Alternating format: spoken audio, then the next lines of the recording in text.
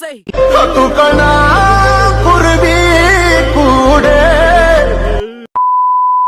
சரி போட்டும், என் கூட்டத்துல கலைஞனா நான் ஒருத்தனாவது மிச்சம் இருக்கனே.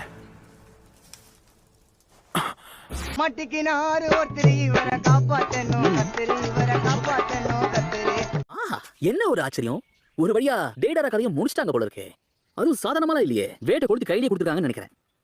இந்த இடத்த தொலைவனா இவனோட பாடி பார்ட்ஸ் எல்லாம் கிடைக்கும் போல இருக்கு. மரியாதையா என் கையை விடுற அறிவு கட்டவனே.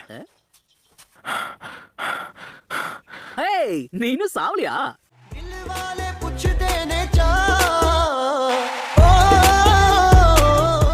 டோபி, கடவுளுக்கும் ஒரு அளவுக்கு தான் பொறுமை இருக்கும். இன்னொரு தடவை என்ன நீ கிண்டல் பண்ணனா உனக்கு பேசுறதுக்கு வாய் இருக்காது.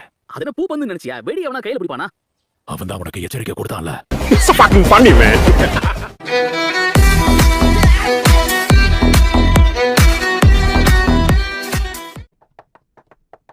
இருங்க லேடிஸ் முன்னாடி இந்த படக்கு இப்ப நான் ரெஸ்டாரண்ட் மிஷனை கொடுக்க போறேன். நிஜமாவா? எஸ் ரேங்க் மிஷனா? நிஜமாவா? நீங்க நல்லா தானே இருக்கீங்க எபிசோ சென்சே? ஒண்ணும் இல்ல, ஹாட் ஸ்ப்ரிங்ஸ்ல ரொம்ப நேரம் இருந்ததால ஜலதோஷம் பிடிச்சிக்கிச்சு.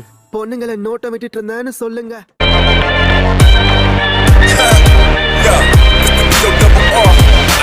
அவரோட பர்சனாலிட்டியை பொறுத்து தான் அவங்களுக்கு மோஸ்ட்லி நிக்நேம் வைப்பாங்க. இப்போ நருட்டோவே உதாரணமா எடுத்துக்கோயேன். அவன முட்டாள், வடிகட்டின முட்டாள், அறுவைக்காடுன்னு எப்படி வேணாலும் கூப்பிடலாம். எப்போதும் நிறுத்து, இதுக்கு மேல டேமேஜ் பண்ணா பாடி தாங்காது. அப்படியா? பர்சனாலிட்டி பொறுத்துதானா? சாய், ஏன் இப்படி கீழே மேலே என்ன பார்த்துட்டு இருக்க? உன் அட்வைஸ்க்கு தேங்க்ஸ். உனக்கு ஒரு செல்ல பேரை யோசிச்சு வச்சுட்டேன், அழுக்கு மூட்டை.